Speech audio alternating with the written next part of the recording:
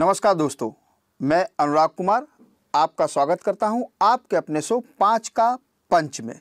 जैसा कि आप देख रहे हैं स्क्रीन पर, आज हम ग्लोबल इनोवेशन इंडेक्स 2020 के बारे में जानेंगे और जानेंगे कि स्वच्छ नेटवर्क की शुरुआत किस देश ने किया, किसने की। इससे पहले चलिए बढ़ते हैं आगे, देखते हैं कोट। जीतने वाला ही नहीं बल्कि कहां पर हारना है ये जानने वाला भी महान होता है। ठीक है दोस्तों, तो अब हम बढ़ते हैं अपने प्रश्नों की तरफ।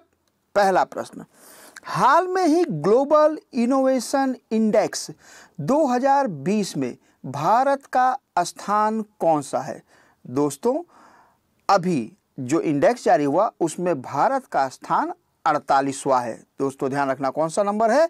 48वां नंबर है। 2019 में क्या था? 19 में था 52वां नंबर। ठीक है दोस्तों, अगर 2018 की बात करें तो वहाँ था 57वां नंबर, और अगर हम 2017 की बात करें तो वहाँ था 60वां नंबर। यानी 2019 से 4 पायदान ऊपर आया, यानी टॉप 50 में भारत देश शामिल हुआ है। अगर हम बात करें 2016 की तो 2016 में 66वें नंबर पे था, 2015 में यही 21वें नंबर पे था। ठीक है दोस्तों, चलिए अब हम देखते हैं ग्लोबल इंडेक्स। ये क्या है?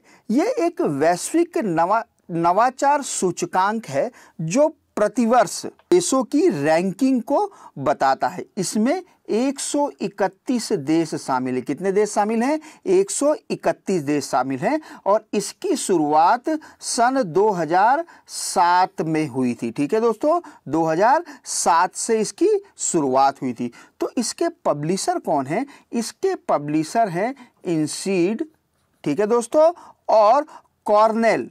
कौन सी दोस्तों? Cornell university.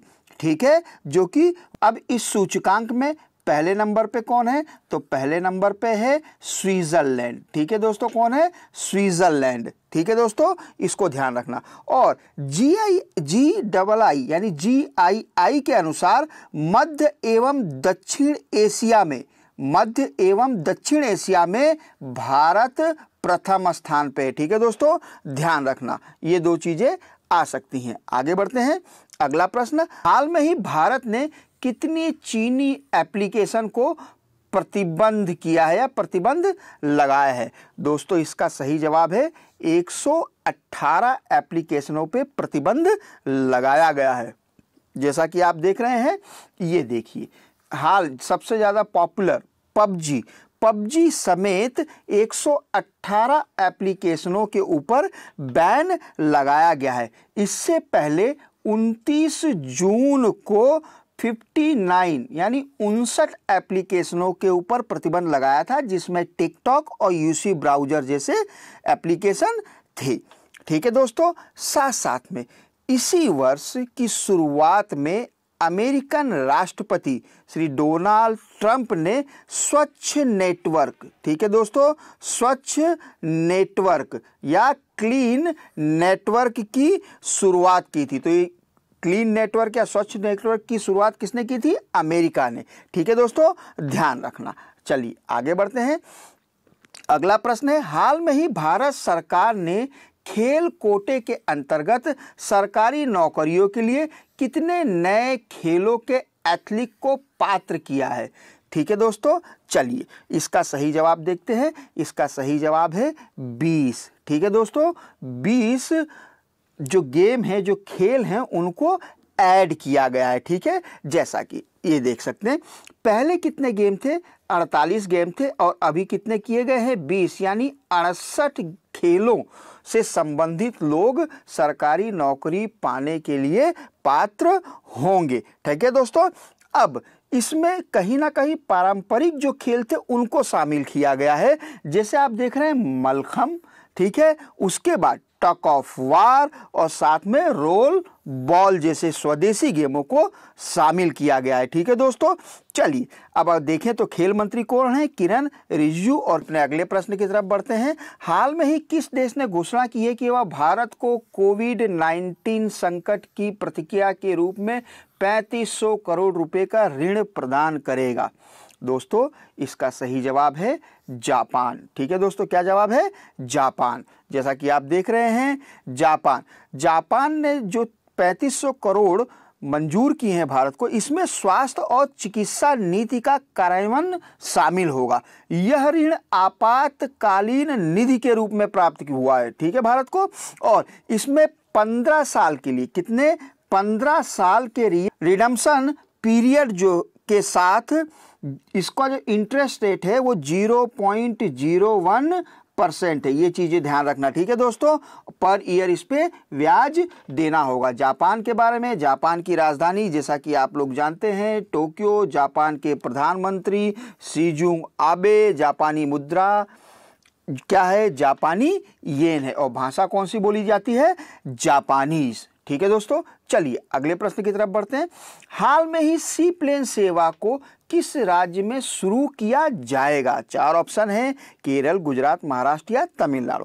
तो इसका सही जवाब है गुजरात में। चलिए देखते हैं। जैसा कि आप देख रहे हैं गुजरात के साबरमती, ये जैसे आप देख रहे हैं ये पूरा साबरमती रिवर फ्रंट है। साबरमती रिवर फ्रंट से केवड़िया, ठीक है दोस्तों, क्या है? केवड़िया, जो कि नर्मदा जिले में आता है। किस जिले में आते हैं? नर्मदा। जो आप नदी देख रहे हैं वो भी नर्मदा नदी है, ठीक है। यहाँ तक की ये सेवा शुरू की जाएगी। कब शुरू की जाएगी? यह 31 अक्टूबर को शुरू की जाएगी, ठीक है दोस्तों। कब? 31 अक्टूबर को यह सेवा शुरू की जाएगी। जैसा कि आप सरदार पटेल की मूर्ति देख रहे हैं सबसे बड़ी, इसकी ऊंचाई अगर मैं बताऊं तो 182 मीटर है दोस्तों। ध्यान रखना कितनी है? 182 मीटर है।